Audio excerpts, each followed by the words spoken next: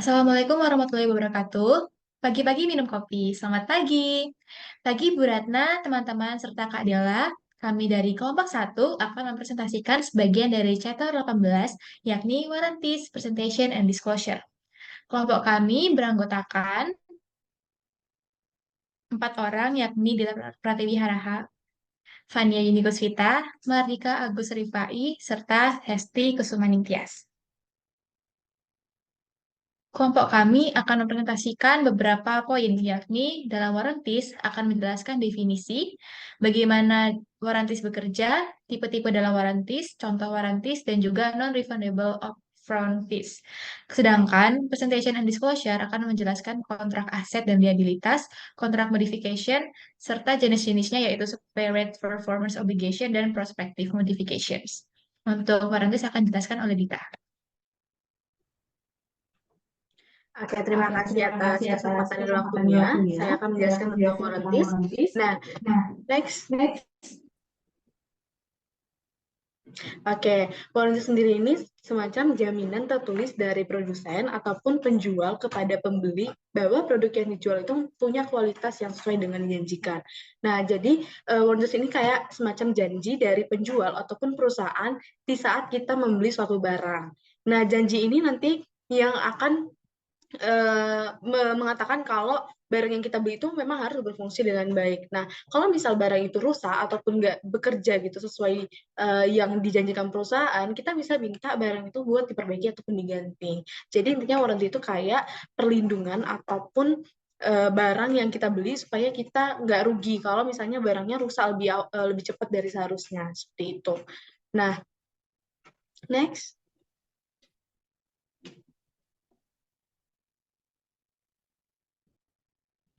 Oke, selanjutnya kita akan melihat lebih jelasnya ataupun lebih detailnya melalui video gimana warranty itu bekerja. Semoga ini bisa membantu teman-teman untuk memahami warranty lebih detail lagi seperti itu.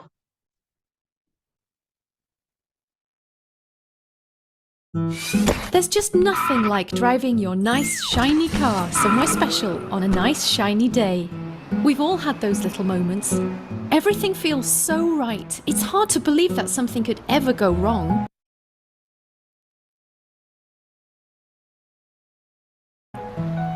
You probably don't realize it, but your car is the most complex thing you own. It has thousands of mechanical and electrical parts. All it takes is for one of these parts to go wrong, and suddenly your car is out of action.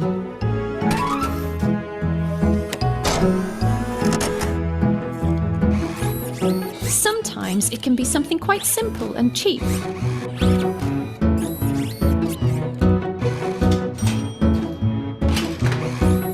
But sometimes it can be something much bigger.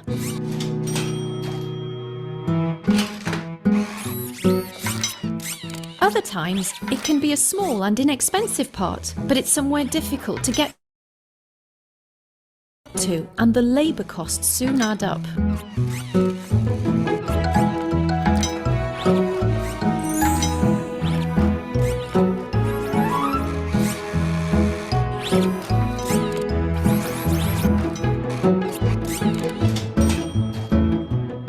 The best way to make sure you don't have to find yourself hunting for cash is to buy a warranty for your car.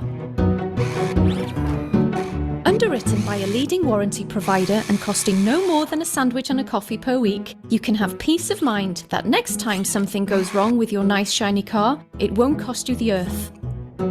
Terms and conditions apply, so make sure you read your policy document. You'll also need to work out something else to have for lunch.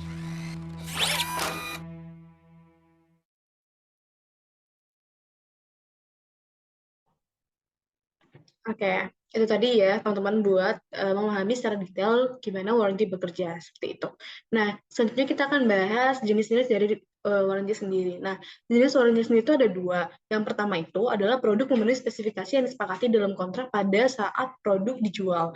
Nah, ini tuh maksudnya warranty yang pertama ini kayak jaminan, misal barang yang kita beli itu pasti sesuai dengan janji ataupun spesifikasi yang ada di kontrak pada saat kita membelinya. Nah, misalnya kita beli suatu komputer. Nah, komputer itu harus bisa bekerja sesuai yang dijanjikan oleh perusahaan seperti itu. Nah, kalau misalnya komputer itu rusak gitu ya, nah kita bisa memperbaikinya secara gratis. Nah, makanya jaminan ini udah termasuk dalam harga barang. Jadi kita nggak perlu bayar lebih lagi seperti itu. Nah, kalau misalnya dalam akuntansi, ini tuh disebut sebagai assurance type warranty yang memastikan barangnya sudah sesuai sama janji di awal tadi, gitu teman-teman. Lalu yang kedua adalah warranty yang nggak termasuk dalam harga barang. Nah, misal kalau warranty yang kedua ini tuh kalau misalnya kita mau ada jaminan tambahan, misal kayak perbaikan selama 2 tahun. Nah, jadi kita harus bayar lebih. Nah, ini yang namanya service type warranty. Nah, karena ini dijual terpisah, dalam akuntansi itu dicatat sebagai kewajiban kinerja terpisah atau performance obligation. Nah, artinya perusahaan punya tanggung jawab untuk memberikan layanan perbaikan tambahan yang memang sesuai dengan apa yang kita beli. Jadi sebenarnya perbedaan dari kedua jenis warranty ini tuh, kalau yang assurance type warranty ini udah termasuk dalam harga barangnya tadi. Nah, tapi kalau service type warranty ini dibeli terpisah dan dicatat sebagai kewajiban tambahan perusahaan. Seperti itu. Next.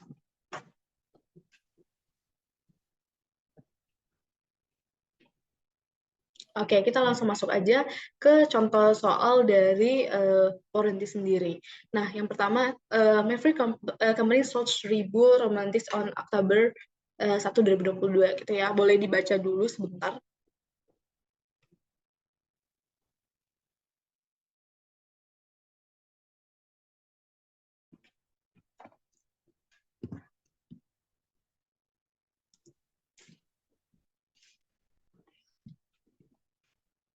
Oke, nah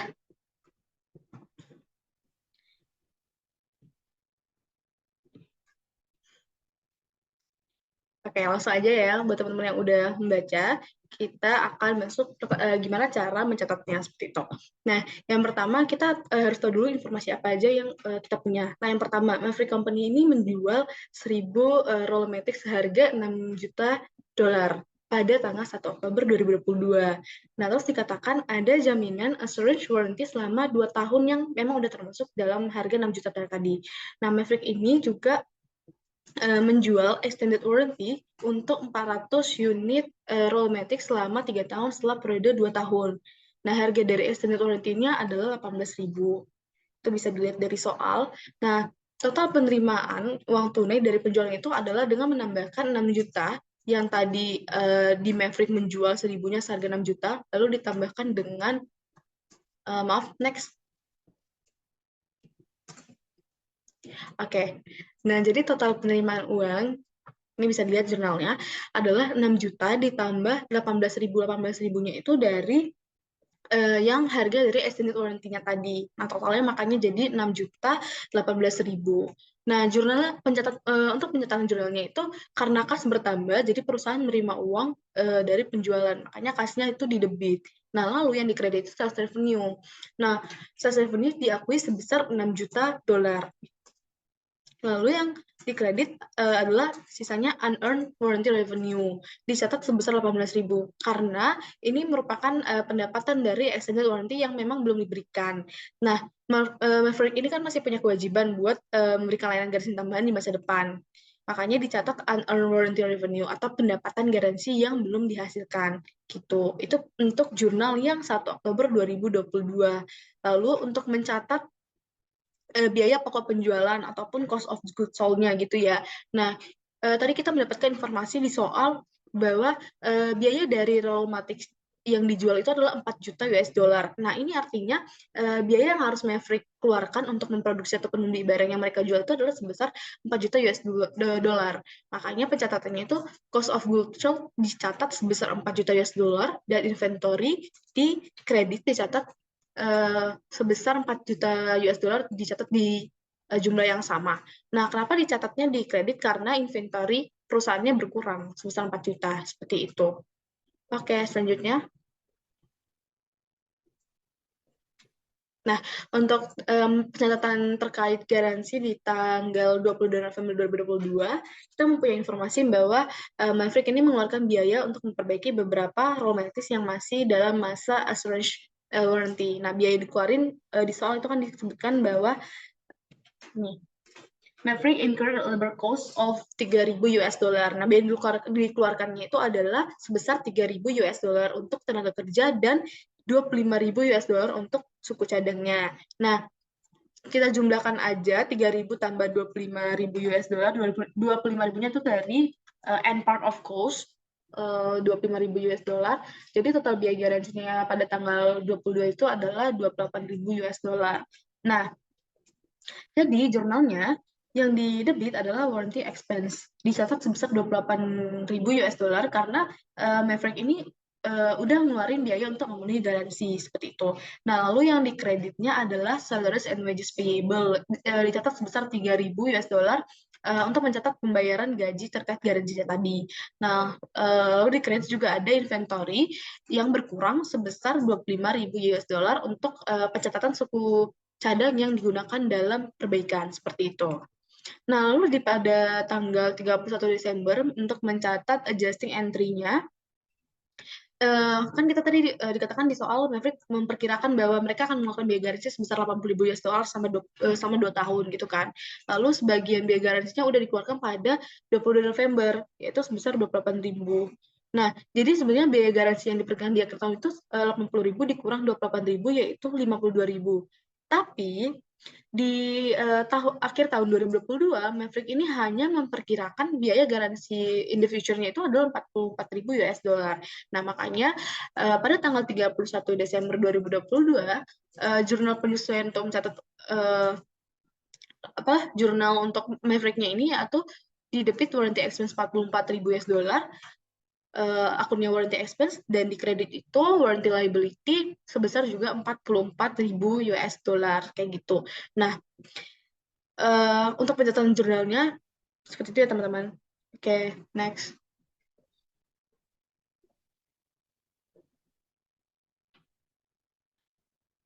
Oke, selanjutnya kita akan sebenarnya ini nggak terkaitan banget sama sama warranty, tapi ada terkaitannya warranty dengan non-refundable upfront fees. Nah, sebenarnya ini dua konsep yang berbeda, tapi ada kaitannya. Kalau warranty kan janji kalau misalnya barang kita beli udah bekerja dengan baik. Nah, kalau misalnya rusak dalam perbedaan itu bisa diperbaiki atau diganti gitu kan. Tapi kalau non-refundable ini biaya yang memang harus dibayar di awal kalau misalnya kita melakukan pembelian ataupun menggunakan layanan. Nah, biaya ini nggak bisa dikembalikan teman-teman karena walaupun kamu nggak jadi menggunakan barang itu atau lain sebagainya itu dia nggak bisa dikembalikan seperti itu. Nah, pembayaran untuk customer itu sebelum pengiriman produk sama pelaksanaan suatu layanan. Nah, biasanya berkaitan dengan inisiasi aktivasi ataupun pengaturan barang atau jasa yang akan disediakan atau dilakukan di masa mendatang. Nah, contohnya kayak membership fee and health club dan activation fees or phone internet or cable. Nah, kaitannya itu bisa muncul dalam beberapa situasi ya. Misal kalau misalnya kita beli layanan ataupun barang dengan upfront fee atau biaya ideal yang tidak bisa dikembalikan, dan barang tersebut memang rusak, nah warranty itu yang bisa membantu untuk mengganti ataupun memperbaiki barang tersebut. Tapi teman-teman, meskipun barangnya rusak atau dikembalikan, upfront fee ini nggak bisa dikembalikan karena sifatnya non-refundable. Jadi warranty itu melindungi barang kalau misalnya rusak, tapi kalau upfront fee itu biaya yang nggak bisa dikembalikan walaupun kita udah berhenti menggunakan barang ataupun layanannya. Seperti itu. Next akan dijelaskan oleh teman saya.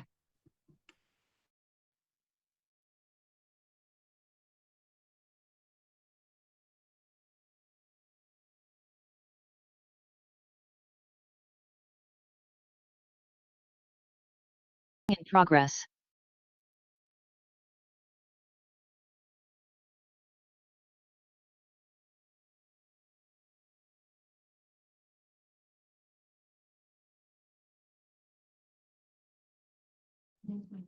Baik, untuk selanjutnya saya akan menjelaskan mengenai presentation and disclosure. Nah, pada bagian ini menjelaskan bagaimana perusahaan menyajikan dan mengungkapkan pengakuan pendapatan. Saya akan membahas mengenai presentation atau penyajian. Perusahaan itu menerapkan asset liability approach atau pendekatan aset liabilitas. Perusahaan menggunakan pendekatan aset dan kewajiban untuk mengakui pendapatan. Nah, ini ada dua posisi. Jadi ketika dia mengakui aset itu ketika perusahaan telah memberikan kewajiban, maka dia akan menerima aset atau kas.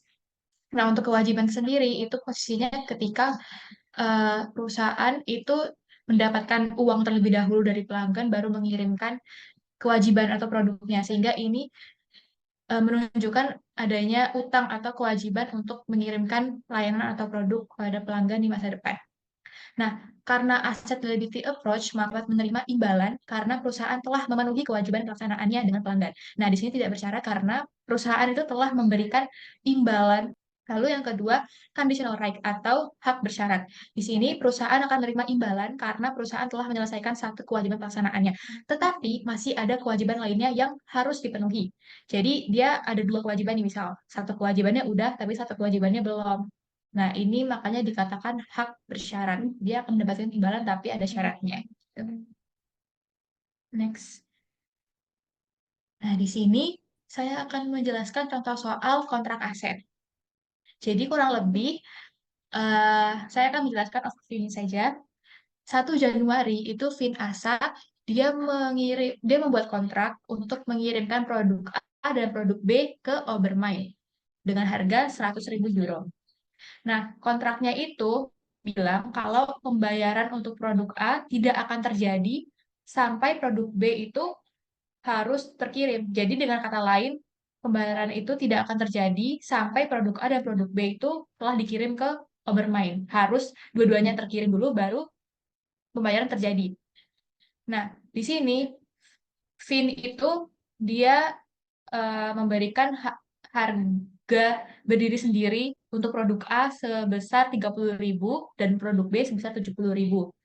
Nah, di sini Fin itu mengirim produk A pada tanggal 1 Februari. Nah, untuk 1 Maret dia baru mengirimkan produk B. Nah, sini saya akan menjelaskan secara keseluruhannya. Untuk timelinenya, tadi kan 1 Januari mereka melakukan kontrak nih. 1 Februari, eh, sorry, 1 Februari itu dia mengirimkan produk A, 1 Maret baru dia mengirimkan produk B. Nah, untuk jurnalnya sendiri, itu 1 Januari tidak mencatat jurnal karena tidak ada pihak yang memenuhi kontrak, baru menandatangani, belum ada pemenuhan kontrak. Nah, untuk 1 Februari itu kan ada pengiriman produk A, ya, produk A sebesar 30.000. Nah, maka dari itu, untuk 1 Februari catatannya kontrak aset di debit 30.000 dan sales revenue di kredit 30.000. Kenapa kontrak aset? Kenapa enggak piutang? Karena eh, dia itu masih ada kewajiban untuk mengirim di 1 Maret produk B. Makanya tidak bisa mengakui itu sebagai piutang, masih kontrak aset. Lalu untuk 1 Maret itu dia mengirimkan produk B. Nah, karena dia udah mengirimkan produk A dan produk B, baru dia mengakui adanya piutang dagang sebesar 100.000 di debit, lalu kontrak asetnya yang tadi di debit menjadi kredit, lalu sales revenue-nya menjadi 70.000. Nah, di sini akan menjelaskan kontrak liability. Liabilitas kontrak itu akan diakui ketika entitas menerima pembayaran dari pelanggan sebelum kewajiban diselesaikan. Perusahaan itu jadinya memiliki kewajiban untuk melakukan pekerjaan atau memberikan produk atau layanan kepada pelanggan di masa depan. Ini menunjukkan adanya kewajiban atau utang bagi perusahaan. Contoh soal, di sini 1 Maret itu Henley Company itu dia melakukan kontrak untuk mengirimkan produk ke Propel pada tanggal 31 Juli. Nah, di dalam kontrak tersebut terjadi kesepakatan kalau Propel itu akan membayar penuh sebesar 10.000 dolar pada tanggal 15 April. Nah, Henley itu menepati kesepakatannya, menepati perjanjiannya untuk mengirim produk di tanggal 31 Juli sesuai dengan kontrak di awal. Nah, untuk biaya produknya 7.500 dolar. Oke. Jadi untuk timeline-nya sendiri, 1 Maret kan mereka baru melakukan kontrak. 15 April terjadi pembayaran dari Propel ke Henley, lalu 31 Juli Henley baru mengirim produk ke Propel. Di sini 1 Maret itu terjadi penjurnaan karena tidak ada pihak yang memenuhi kontrak baru melakukan kontraknya. Nah, di sini 15 April karena si propel itu dia telah membayar, maka cashnya di 10.000, tapi kreditnya unearned sales revenue. Kenapa? Karena unearned sales revenue itu menunjukkan liabilitas. Ini kan si propel dia membayar di muka terlebih dahulu. Maka dari itu si Henley ini dia mencatat sebagai liabilitas sebesar 10.000. Nah, 31 Juli itu kan dia baru mengirim produknya. Henley baru mengirim produk ke Propel. Maka dari itu, catatannya pada tanggal 31 Juli, unearned revenue dari yang kredit menjadi debit sebesar 10.000 dan sales revenue di kredit 10.000. Nah, karena tadi dikatakan ada biaya produk 7.500, maka kelihatan COGS-nya itu COGS di debit 7.500 dan kredit inventory 7.500 karena em, perusahaan itu mencatat dengan pendekatan perpetual inventory system.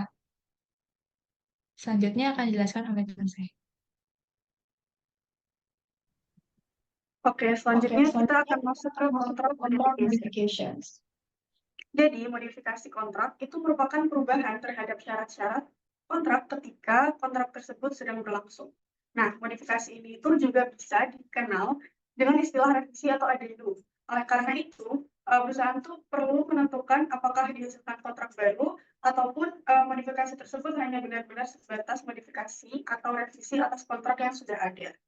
Nah, modifikasi tadi itu akan diakui sebagai kontrak baru apabila barang dan jasa yang dijanjikan itu bersifat dapat dibedakan. Jadi perusahaan menjual produk tersebut secara terpisah dan tidak terkait. Misalnya kayak ada penambahan penyerahan produk tetapi produknya berbeda seperti itu.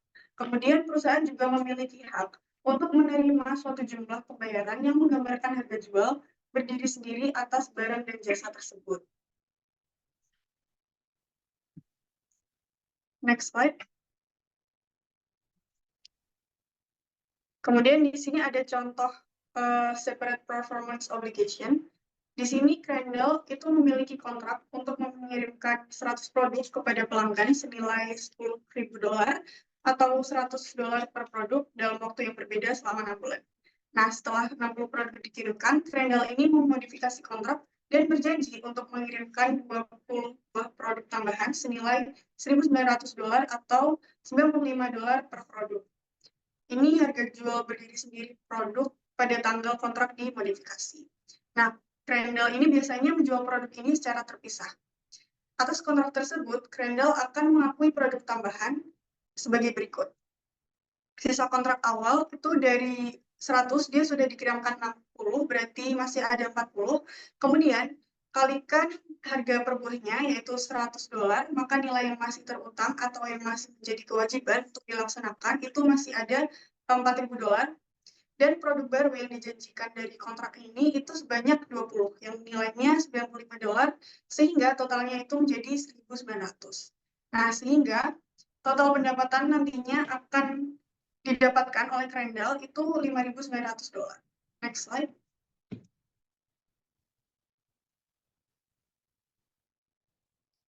Yang selanjutnya ada prospective modifications. Jadi, prospective modifications ini perusahaan harus menghitung dampak di dalam kontrak, di dalam periode perubahan yang terjadi, dan juga periode masa berikutnya. Artinya ketika melakukan modifikasi kontrak, itu perlu diperhatikan juga bagaimana dampak yang terjadi pada periode perubahan dan perubahan periode mendatang, begitu. Apabila perubahan kontrak mempengaruhi keduanya. Kemudian juga tidak mengubah hasil yang telah dilaporkan sebelumnya. Artinya modifikasi prospektif ini tidak akan mengubah hasil yang telah dilaporkan sebelumnya atau yang di masa lalu atau retrospektifnya. Kemudian selanjutnya ini ada contoh. Seperti yang di contoh soal sebelumnya, untuk contoh Crandall itu jumlah yang diakui sebagai pendapatan untuk setiap produk yang belum dikirimkan itu harus menggunakan harga campuran, yaitu $98,33. Kemudian dihitung sebagai berikut. Produk yang belum dikirimkan berdasarkan kontrak awal tadi itu adalah 40, kemudian dikalikan $100 sama dengan $4.000. Kemudian produk yang akan dikirimkan berdasarkan kontrak modifikasi itu adalah $95 dan dikalikan dengan 20 sama dengan 1.900. Jadi total sisa pendapatannya itu menjadi $5.900. Lalu untuk menghitung pendapatan per produk yang belum dikirimkan, itu dibagi dengan 60 menjadi $98,33. Nah, itu tadi untuk prospective modification. Selanjutnya akan dijelaskan oleh rekan saya.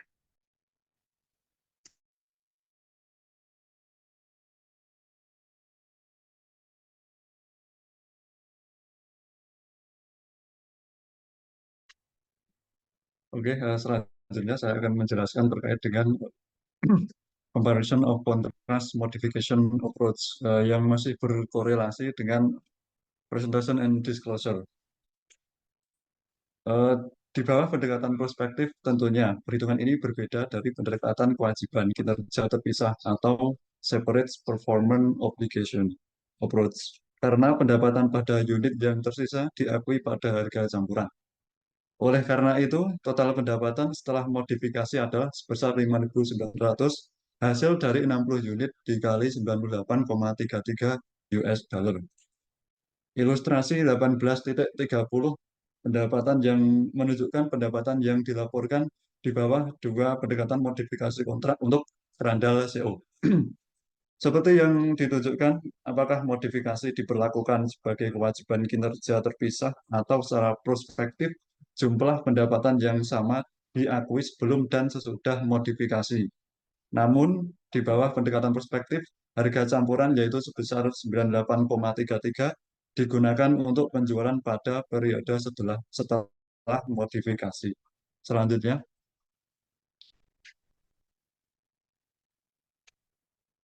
contract modifications costs to fulfill a contract atau biaya untuk memenuhi kontrak. Perusahaan juga dapat melaporkan aset yang terkait dengan biaya pemenuhan yang terkait dengan pengaturan pendapatan. Perusahaan membagi biaya pemenuhan atau biaya perolehan kontrak acquisition cost menjadi dua kategori. Yang pertama adalah those that give rise to an asset, yang memunculkan aset. Yang kedua, those that are expensed as incurred, atau yang dibebankan sebagai yang dikeluarkan. Perusahaan mengakui aset untuk biaya tambahan jika biaya ini dikeluarkan untuk mendapatkan kontrak dengan pelanggan. Dengan kata lain, biaya tambahan adalah biaya yang tidak akan dikeluarkan perusahaan jika kontrak belum diperoleh, misalnya komisi penjualan. Nah, contoh tambahan yang memunculkan aset adalah sebagai berikut, yaitu tenaga kerja langsung, bahan langsung, dan alokasi biaya yang berhubungan langsung dengan kontrak. Misalnya, biaya manajemen dan pengawasan kontrak, asuransi, dan penyusutan alat dan peralatan. Kemudian biaya yang menghasilkan atau meningkatkan sumber daya perusahaan yang akan digunakan dalam memenuhi kewajiban kinerja di masa depan. Biaya tersebut termasuk biaya desain atau rekayasa tidak berwujud, intangible design or engineering cost, yang akan terus menimbulkan manfaat di masa depan. Selanjutnya,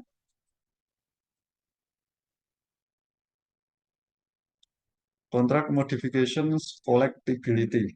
Oke, setiap kali perusahaan menjual produk atau melakukan layanan di akun, masalah kolektibilitas terjadi. Kolektibilitas pada risiko kredit pelanggan, yaitu risiko bahwa pelanggan tidak akan dapat membayar jumlah pertimbangan sesuai dengan kontrak. Di bawah panduan pendapatan, selama kontrak ada, kemungkinan pelanggan akan membayar, yaitu jumlah yang diakui sebagai pendapatan tidak disesuaikan dengan risiko kredit pelanggan. Dengan demikian, perusahaan melaporkan pendapatan kotor tanpa mempertimbangkan risiko kredit dan kemudian menyajikan penyisihan untuk setiap penurunan nilai karena kredit macet diakui pada awalnya dan selanjutnya sesuai dengan pedoman hutang macet masing-masing. Penurunan nilai yang terkait dengan hutang macet dilaporkan sebagai biaya operasional dalam laporan laba rugi. Akibatnya, apakah perusahaan akan dibayar untuk memenuhi kewajiban kinerja bukanlah pertimbangan dalam menentukan pengakuan pendapatan. Selanjutnya, yaitu contract modifications disclosure. Persyaratan pengungkapan untuk pengakuan pendapatan dirancang untuk membantu pengguna laporan keuangan memahami sifat jumlah waktu dan ketidakpastian pendapatan dan arus kas yang timbul dari kontrak dengan pelanggan. Untuk mencapai tujuan tersebut, perusahaan mengungkapkan informasi kualitatif dan kuantitatif tentang semua hal berikut, yaitu contracts with customers atau kontrak dengan pelanggan. Yaitu pengungkapan ini meliputi disagregasi pendapatan, penyajian saldo awal dan penutupan dalam aset kontrak, dan juga kewajiban kontrak, serta informasi signifikan terkait kewajiban kinerja mereka.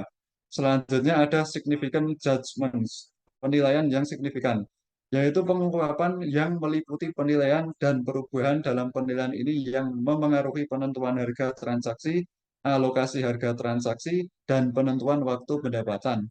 Selanjutnya ada aset recognized from cost incurred to fulfill a contract, yaitu aset yang diakui dari biaya yang dikeluarkan untuk memenuhi kontrak. Pengungkapan ini meliputi saldo penutupan aset yang diakui untuk mendapatkan atau memenuhi kontrak, jumlah amortisasi yang diakui, serta metode yang digunakan untuk amortisasi. Selanjutnya,